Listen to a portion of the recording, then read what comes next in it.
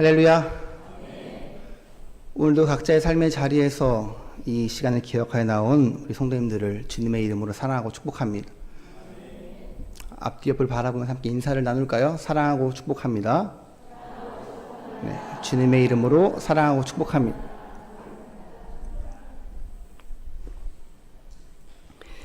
혹시 워렌 버핏이라는 사람을 알고 계십니까?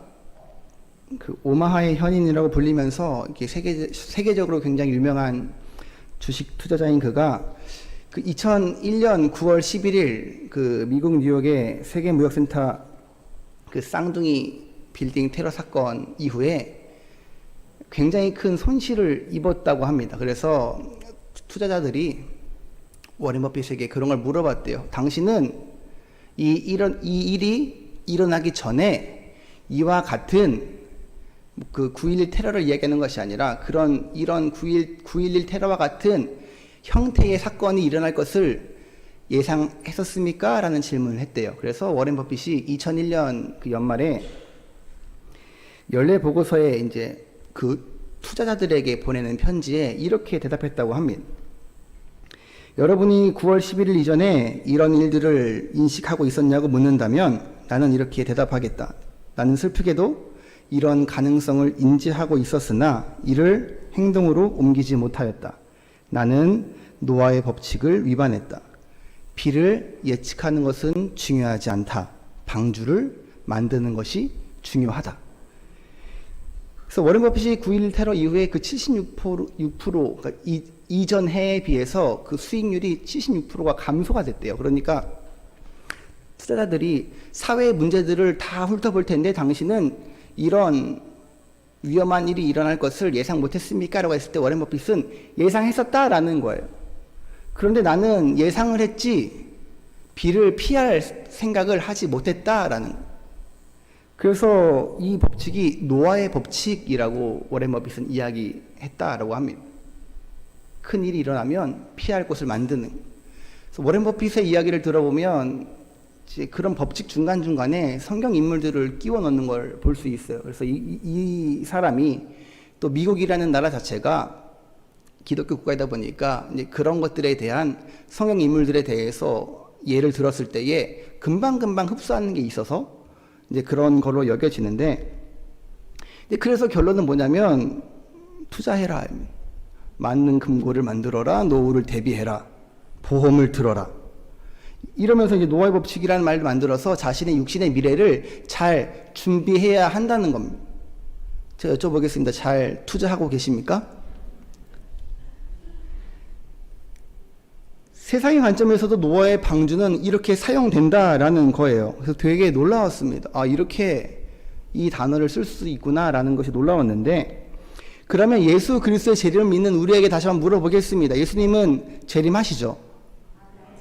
예수님의 재림을 믿고 있는 우리는 재림을 잘 준비하는 삶을 살고 있습니까? 세상 사람들은요, 이 짧은 인생의 그 미래를 위해서도 그렇게 투자를 하잖아요. 연구를 많이 하잖아요. 그래서 이런저런 법칙을 들이대면서 이렇게 해야 된다, 저렇게 해야 된다라고 하면서 그것들을 실행에 옮기고 있는데, 우리는 예수 그리스도의 재림을 어떻게 준비하고 있는가? 생뚱맞게 제가 노아의 방주에 대한 이 설교를 준비하면서 이런저런 책을 찾아보다가 이것을 읽게 되었습니다. 그래서 노아 홍수에 대한 이야기를 하다 보면 종종 무시무시한 심판주로서의 하나님을 이야기하는 사람들이 굉장히 많이 있습니다. 그리고 그럴 것이 40일간 폭탄 같은 비를 때려 부으면서 자신이 만든 모든 인간과 호흡하는 모든 생물을 함께 진멸한 하나님을 떠올리게 되면 이 무시무시한 심판주에 대한 상상을 하는 것은 굉장히 자연스러울지도 몰라요. 본문 5절부터 7절 다시 한번 같이 읽어보겠습니다. 본문 5절부터 7절입니다. 시작. 여호와께서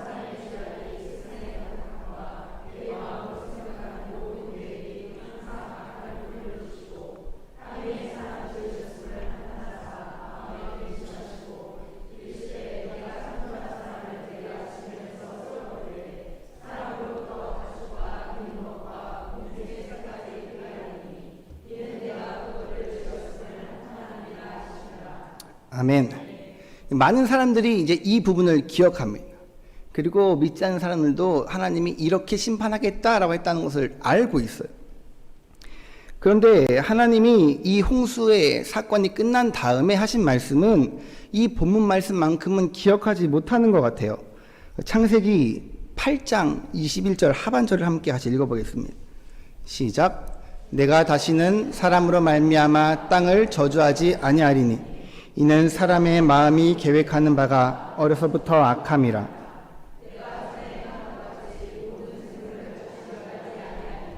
아멘. 하나님이 다시는 사람으로 땅을 저주하거나 모든 생물을 멸하지 않겠다 하고 이제 이 노아의 홍수 사건이 끝난 뒤에 약속하십니다. 그래서 이때부터 우리에게 늘 은혜가 되는 자비롭고 은혜롭고 노하기를 더디하시는 하나님의 성품이 나타나는 것 같아요. 그렇지 않으면 언제 우리를 쓸어버리셔도 할 말 없는 우리 인생 아닐까요? 그래서 홍수를 진노로 보기에는 이 본문의 그 근거가 굉장히 빈약하다는 것입니다. 5절부터 7절 오늘 본문을 다시 한번 천천히 읽어보면서 왜 하나님의 진노가 아닌가에 대해서 함께 생각해보면 좋겠습니다. 본문 5절부터 7절입니다. 시작. 여호와께서 사람의 죄악이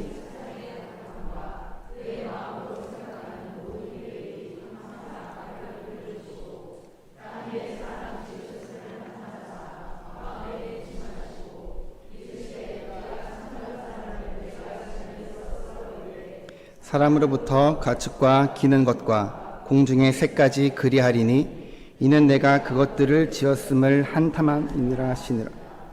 아멘. 네, 본문에서 진노와 같은 단어를 찾아보셨습니까? 학자들에 의하면 성경에 나오는 진노에 관한 명사는 10개가 나온대요. 저는 학자가 아니라서 진노만 따로 찾아보지는 않았어요. 그리고 하나님이 주어가 돼서 하나님의 진노로 쓰여지는 진노는 총 6번이 나온다고 합니다. 그런데 오늘 본문에는 이 노아의 홍수의 사건에는 그 진노라는 단어가 단 한 번도 쓰여지지 않았다는 거예요. 오히려 어떤 것이 쓰여집니까? 하나님이 근심하시고 한탄하십니다. 그래서 노아 홍수의 이야기는 근본적으로 하나님의 진노의 감정에서 나온 사건이 아니라는 것입니다. 그래서 제가 오늘 짧은 오늘 말씀을 통해서 기억하고자 하는 한 단어는 본문에 나오는 한탄하사입니다. 의도적으로 이 한탄하사가 2번이나 쓰이면서 사용되었는데 이 단어를 보면 홍수에 있어서 하나님의 그 정서적인 감정은 진노가 아니라 한탄이라는 거예요. 하나님이 사람을 보시면서 근심하시면서 한탄하셨는데 또 문제가 생기는 건 이 한글 한탄의 사전적 의미입니다. 이 의미가 어떤 거냐면 원통하거나 뉘우치는 일이 있을 때 한숨을 쉬며 탄식하다. 이게 한탄의 사전적 의미입니다. 그래서 또 최근에 쉬운 성경이나 새 번역의 그 새로운 번역들을 보면 후회하셨다라고 나오는데 이 단어를 통해서 우리는 또 의문이 생깁니다. 하나님은 과연 후회하시는 분이신가? 라는 의문이죠. 하나님은 그러면 자신의 잘못을 저지르시면서 그 잘못을 후회하시는가에 대한 의문이 떠오르게 됩니다. 우리가 알고 있는 하나님과 너무 다르죠. 후회하시는 분이 아니신데. 근데 영어 번역도 마찬가지로 이 한탄하사를 영어 번역으로 보면 후회하시는, 뉘우치는, 또 유감스럽게 생각하는 그 쏘리라는 의미로 번역이 되어져서 굉장히 우리에게 하나님은 그러하신 분인가라는 의문을 생기게 만드는데요. 저는 원어를 사용하는 것에 익숙치가 않아서 굉장히 조심스럽고 부담스러워 자주 사용하는 걸 꺼려 하는데 오늘은 원어를 좀 봐야겠습니다. 한탄하사를 원어로 보면 나함이라는 단어입니다. 그래서 나함은 본문에서 어떻게 사용되냐면 마음을 바꾸다라고 쓰여진대요. 근데 원어가 좀 어려운 건 이 나함이라는 단어가 마음을 바꾸다이지만 같은 단어가 정반대로 쓰여질 때가 있어서 굉장히 어려운 것 같아요. 민수기 23장 19절을 같이 한번 읽어보겠습니다. 19절입니다. 시작. 하나님은 사람이 아니시니 거짓말을 하지 않으시고 인생이 아니시니 후회가 없으시도다. 어찌 그 말씀하신 바를 행하지 않으시며 하신 말씀을 실행하지 아멘. 이 좀 전에 나왔던 후회가 없으시도다가 나함입니다. 좀 전에는요, 후회하셨다가 나함이에요. 여기서는 후회하셨다고, 여기서는 후회가 없으시다라고 하면 굉장히 헷갈리지 않습니까? 그래서 계속 그런 의문을 갖는 사람들이 있어요. 하나님이 바뀌셨어? 안 바뀌셨어? 이 질문을 하는 사람들이 있다는 거예요. 이 나함이라는 단어가 한 단어인데 여기서는 후회를 하셨다라고 이야기하고 여기는 후회가 없으시다라고 하면 하나님 후회를 하셨습니까? 하지 않으셨습니까? 라는 질문을 하게 된다는 사실입니다. 그런데 하나님이 바뀌었냐 안 바뀌었냐에 집중하다 보면 성경이 우리에게 무엇을 이야기하고자 하는 것을 우리는 놓치게 됩니다. 하나님이 바뀌었냐 안 바뀌었냐가 아니라 이 단어가 언제 그렇게 쓰였는가, 언제 바뀌었고 언제 바뀌지 않았는가를 우리는 집중해서 바라보아야 한다는 사실입니다. 그래서 등장하는 게 하나님의 작정과 섭리입니다. 하나님은 작정하시는 데 대해서는 절대 마음을 바꾸시지 않습니다. 그런데 섭리의 영역에 들어가게 되면 하나님은 자신의 섭리를 선포한 후에 사람의 반응에 따라서 그 뜻을 바꾸기도 하신다는 거예요. 왜 마음을 하나님께서 바꾸실까요? 섭리의 영역에 있어서는. 서두에 말씀드린 자비롭고 은혜롭고 노하기를 더디하시는 하나님의 성품 때문에 그렇습니다. 대표적으로 나오는 것이 요엘서와 요나서인데 그 요엘서와 요나서를 보게 되면 하나님이 왜 뜻을 바꾸시는가에 대해서 나옵니다. 먼저 요엘서 2장 12절부터 14절 같이 한번 읽어보겠습니다. 여기 보면 아까처럼 노란색이 나와요. 그게 나함입니다. 함께 참고해서 읽어보겠습니다. 시작. 여호와의 말씀에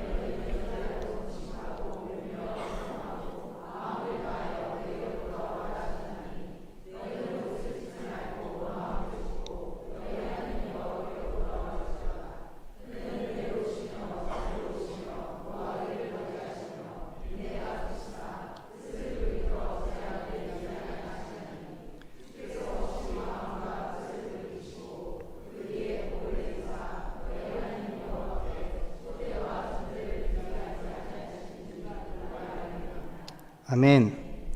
이 요엘 시대의 이 본문의 이스라엘은 하나님의 크고 두려운 날의 징조로 이 거대한 메뚜기 떼와 가뭄을 경험합니다.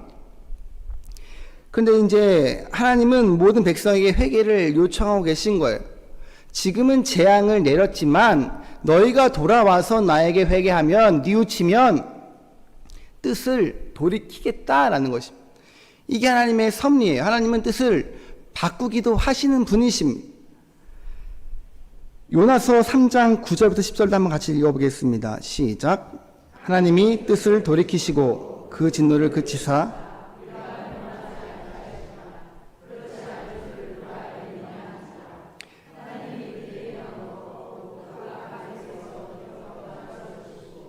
하나님이 뜻을 돌이키사 그들에게 내리라고 말씀하신 재앙을 내리지 아니하시니라. 아멘. 이 요나서의 처음을 보면요, 니느웨가 멸망할 것은 굉장히 정해진 사실 같아요. 명백하게 니느웨는 무너질 것 같아요. 그런데 이 하나님이 멸망할 거다라는 그 선포에 이 회개라는 조건부가 있는 것을 그 니느웨 왕이 깨닫고 나서 이 전 국민적인 회개를 감행합니다. 그리고 결과는 어떻습니까? 우리가 알다시피 하나님은 그 재앙을 철회하십니다. 근데 하나님의 이 노하기를 더디하시는 성품이 아니면 우리의 인생도 마찬가지로 언제 멸망당할지 모르는 그 등불 앞에 있는 바람 앞에 있는 등불과도 같은 존재라는 것이. 하나님은 너무나 감사하게 우리에게 노하기를 더디하는 분이십니다. 자비롭고 인내하신 분이에요. 길게 돌아왔지만 오늘 본문으로 와서 오늘은 노아의 이야기입니다. 요엘서도 아니고 요나서도 아니에요. 여기저기 들려본 것 같아서 되게 피곤해 보이신데 노아의 이야기입니다. 오늘 본문을 보면 노아는 하나님께 택함받은 사람인 것 같아요. 하나님의 은혜를 입은 사람이라고 표현하고 있습니다. 지금의 이 시대는 굉장히 온통 검정색으로 표현된 새카매 보이는 세상이에요. 거기서 노아는 순백의 사람으로 표현되고 있습니다. 이게 지난주 중고등부 설교했던 본문인데 전혀 모르겠지, 단영아. 그때랑 너무 달라서. 이 노아의 시대에 이 죄악이 가득했잖아요. 그런데 이게 노아가 딱 사역할 때 팍 악해졌을까요? 노아가 이 방주를 지어야 되니까 세상이 팍 악해져서 하나님이 방주를 만들어라 라고 하셨을까요? 전혀 그렇지 않아요. 세상은 점점 악해져 갔어요. 그 노아 시대 때 그게 정점을 찍어서 하나님이 이제 한탄하시면서 노아에게 방주를 만들라고 명하신 거예요. 근데 그 노아는 어떤 사람이었기에 하나님께 은혜를 입을 수 있었을까요? 이게 오늘 제가 나누고자 하는 말씀입니다. 은혜 입은 자를 9절에서는 이렇게 표현합니다. 노아는 의인이요 당대의 완전한 자라. 근데 이것을 우리가 보게 되면 굉장히 낙심이 됩니다. 아, 노아는 의인이라 은혜를 입었구나. 아, 노아는 당대의 완전한 사람이라서 은혜를 입은 거였어. 이렇게 낙심하실지도 모르겠습니다. 로마서 3장 10절을 보면 기록된 바 의인은 없나니 하나도 없으며 라고 했는데 거짓말이네. 노아는 의인이었네. 와, 역시 구원은, 은혜는 의인이 받는 거야 라고 낙심하고 계십니까? 노아가 은혜를 입은 건 의인이고 완전한 자라고 표현된 건 9절의 맨 마지막에 나옵니다. 뭐라고 나오냐면 그는 하나님과 동행하였으며 라는 것이 이 의인과 완전한 자의 이유라는 거예요. 노아가 하나님과 함께했기 때문에 노아는 의인이라고 칭함을 받았습니다. 악한 세상 가운데에 노아는 하나님을 붙들었기 때문에 당대의 완전한 자라는 표현을 받은 거예요. 그 누구도 하나님 앞에서 자신의 행위로 의인이 될 수는 없습니다. 완전해질 수가 없어요. 정말 하나님이 자랑하셨던 욥조차 자신을 죄인이라고 이야기하고 있어요. 정말 그 시대에는 부패하고 패역하여서 파괴와 약탈이를 일삼는 시대였습니다. 그게 너무나 당연했어요. 내가 남의 걸 원하면 그것을 빼앗아 오면 돼요. 근데 노아는 그렇지 아니하였습니다. 지금의 시대는 어떤 시대입니까? 내가 원하는 것을 얻기 위해서는 남의 것을 빼앗는 게 너무나 당연한 시대입니다. 노아의 때와 별반 다르지 않은가라는 의문이 말씀을 준비하면서 계속해서 들고 있습니다. 중고등부는 지금 노아의 그 이야기로 시리즈를 진행하고 있기 때문에 제가 계속 노아 이야기를 보고 있는데 계속해서 드는 마음은 노아의 시대와 홍수 이전의 시대와 지금의 시대가 너무나 닮아 있다는 거예요. 뉴스를 보면 제가 돌려차기를 제가 얼마 전에 봤는데 깜짝 놀랐습니다. 자신의 어떤 것을 위해서는 그냥 사람을 해하더라고요. 그리고 자신의 앞에 차가 잘못 끼어들면 가서 때려 박죠. 이제는 서로 빵빵하고 창문으로 욕하는 게 아니라 가서 이제 때려 박더라고요. 자신의 감정을 상하게 했기 때문에. 그런 시대 가운데 노아는 하나님만 붙들었다는 거예요. 그게 너무나 당연한 시대에 그렇지 아니한 것이 하나님은 노아를 의인이다, 당대의 완전한 자다라고 말씀하신 것입니다. 그래서 제가 근데 이 말씀을 준비하면서 되게 충격했던 것은 노아에 관한 한 책을 읽었는데 노아는 이 노아의 이 스토리 안에서 딱 한 번 말을 합니다. 술에 취해 옷을 벗고 잠들었을 때에 이 함이 조롱한 것에 대해서 저주할 때 빼고는 노아는 이 성경 안에서 단 한마디도 하지 않아요. 하나님 말씀하셨고 노아는 그대로 준행하였더라. 방주를 만들려고 하면 방주를 만들고요. 동물을 모아서 선별을 했어요. 동물들을 불러 모으라고 하면 안내를 했고요. 이제 문 닫을 거니까 들어가면 들어갔어요. 나와 하면 나왔고 번제를 드리면 드렸습니다. 노아는 단 한마디도 하지 않았어요. 이 창세기 저자는 의도적으로 노아가 말한 것을 다 기록하지 않습니다. 노아가 벙어리였냐? 그렇지 않잖아요. 노아는 삶 가운데에서는 많은 말들을 했을 거예요. 그런데 저자는 의도적으로 노아의 이야기는 기록하지 않습니다. 노아의 말을 제외시키고 있는데 은혜를 받고 싶으십니까? 그 말을 한번 줄여보시면 어떨까요? 그럼 하나님의 은혜가 가득 임할지도 모르겠는데 우리는 너무나 많은 말들로 은혜를 저버리고 있지는 않습니까? 창조 사역을 보면 하나님 말씀하시니 빛이 있으라 하시면 빛이 있었고 궁창이 생겨라 땅아 올라와라 하면 다 생겼습니다. 근데 마찬가지로 노아의 이야기 들어오면 하나님이 노아에게 명령하시니 노아는 준행하였더라. 노아의 의지는 보이지 않습니다. 하나님의 의지만 있어요. 노아는 그저 순종할 따름입니다. 창세기 6장 22절을 같이 한번 읽어보겠습니다. 시작. 노아가 그와 같이 하여 하나님이 자기에게 명령하신 대로 다 준행하였더라. 아멘. 중고등부 친구들께 했던 질문인데 노아는 배를 만들 지식이 있었을까요? 노아가 이 조선공으로서 나무를 선별하고 나무를 가공하며 배를 만들 만한 지식이 있었을까요? 그런데 노아는 배를 만들 줄도 모르는 나한테 하나님은 산 꼭대기에 배를 만들라고 하셨잖아요. 그 노아는 배를 만듭니다. 그리고 120년이라는 시간 동안 나무를 자르고 재단하고 말리고 또다시 그 나무들로 그 방주를 만들 때에 했던 그 모든 순종들이 그 준행이라는 한 단어로 끝나잖아요. 노아가 자식을 낳기 전에 500년은 전혀 기록되지 않습니다. 그리고 120년은 몇 줄 안에 다 끝나버려요. 준행이라는 단어로. 그리고 노아가 그 말씀을 준행할 때에 사람들의 조롱과 인간적인 유혹들을 감남했던 모든 순종들은 기록되어 있지 않습니다. 저는 이것이 굉장히 말로 표현 못할 안타까움으로 다가왔었습니다.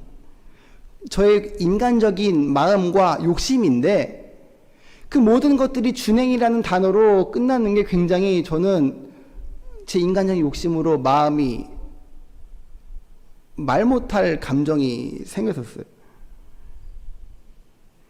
그렇지만 하나님은 노아에게 방주를 만들라라고 말하고 만들지도 모르는 노아를 방치하셨습니까? 그렇진 않아요. 하나님은 노아에게 설계도를 주십니다. 너비는 몇 규빗, 높이는 몇 규빗, 길이는 몇 규빗, 몇 층으로 하고 어떤 나무를 고르고 어떻게 가공해라. 그렇게 말씀하시고 끝난 것이 아니라 성경에 기록되어 있지 않지만 하나님은 그 긴 시간 동안 노아와 함께 동행하셨다는 거예요. 모든 것에 간섭하시며 함께 하시며 인내하셨다라는 것입니다. 노아가 외롭고 쓸쓸했을까요? 쉽게 다 못하시겠죠. 모든 사람들이 조롱하고 핍박하는 가운데에 그 긴 시간 8명 가족만 배를 만들 때에 외롭지 않았다라고 누가 말할 수 있겠습니까? 그런데 노아는 외롭지 않았을 거예요. 하나님이 더 깊이 함께 하셨을 거니까요. 그리고 그 120년의 시간 동안 내가 만들 줄을 몰랐던 그 방주를 만들면서 하나님의 크신 구원의 계획을 노아는 그 누구보다 깊게 참여했을 거예요.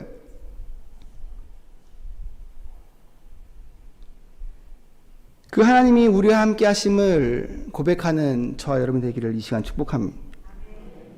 하나님이 명령하시고 함께 하신 그 시간들이 우리의 삶 가운데에도 동일하게 역사하신다는 사실입니다.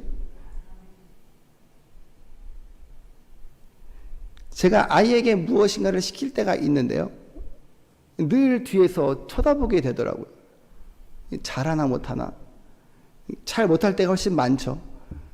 그런데 불구하고 무언가 시켰을 때에는 뒤에서 계속해서 지켜보고 실수하지 않도록 도움을 주려 한다는 것입니다. 산 사람은 놀이터에서 아이들이 놀 때에 높은 곳에 올라갈 때에는 그것을 하게 두되 다치지 않도록 한계선을 정해주라라고 하더라고요. 노아의 이 이야기를 보면 하나님이 노아에게 계속해서 그렇게 간섭하십니다. 노아에게 명령하시고 하나님의 일을 맡기시지만 노아를 방치하고 내버려두는 것이 아니라 하나님은 매 순간순간 노아와 함께 하셨다라는 거예요. 왜냐하면 노아는 배를 만들 줄 모르는 사람이었기 때문이에요. 그 큰 방주를 만드는 데에 하나님이 주관하지 않으시면 노아는 전혀 단 하나의 일도 할 수 없었다라는 것입니다. 동물을 모으는 거 하나님이 모으셨잖아요. 노아는 그냥 인도했을 뿐이에요. 말씀을 정리하겠습니다. 제가 노아의 입장이라면요, 하나님이 나에게 명령하셨으니까 하나님이 당연히 책임지시는 게 맞다라고 생각했을 것 같아요. 방주를 만들라고 명하셨으면 하나님이 당연히 나에게 지혜를 주셔야지, 방법을 일러주셔야지, 내가 감당할 수 있도록 하나님이 모든 것 함께 하셔야지 그게 맞는 거잖아 라는 게 제 인간적인 마음이라는 거예요. 그런데 성경은 그 하나님이 책임지심을 은혜라고 이야기합니다. 그 악한 시대에 하나님을 선택했으니 남부럽지 않게 구원을 받는 것이 마땅하다라고 저는 생각했는데, 그 수치와 조롱을 당하면서도 그 긴 시간 인내하면서 배를 만드는 것이 은혜래요. 제가 생각하는 은혜와 성경이 말하는 은혜가 너무나 달랐습니다. 저는 당연했는데 성경은 은혜라고 말하고, 저는 그건 아니지라고 생각했는데 성경은 그게 은혜이다라고 말하더라고. 제 삶을 돌아보니까요, 제가 억울하고 마음 아팠던 모든 순간들이요, 하나님의 은혜였습니다. 그 고백이 오기까지는요, 되게 오랜 시간이 걸렸어요. 내적 갈등도 너무너무 심했고요, 누구에게도 말하지 못하는 그런 마음의 아픔 너무나 많았습니다. 왜냐하면 이게 가족의 일이기 때문에 그래요.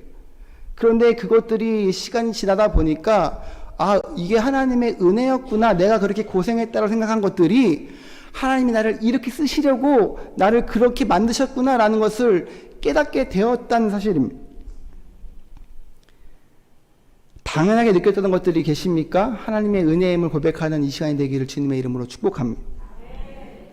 또 견디기 힘든 삶의 시간을 보내고 계십니까? 그렇다면 이 시간 조용히 눈을 감고 세상의 신경들을 차단한 뒤에 믿음의 눈으로 주위를 둘러보시기를 축복합니다. 함께 하신 하나님의 깨닫는 은혜가 임할 거예요. 우리가 세상의 것들을 닫아야 합니다. 그럴 때 하나님은 믿음의 눈으로 바라보게 하세요. 하나님의 말씀을 준행하는 저와 모든 성도들이 되어서 하나님의 기쁨이여 자랑이 되는 하늘의 복을 누리시기를 이 시간 주님의 이름으로 간절히 축복합니다.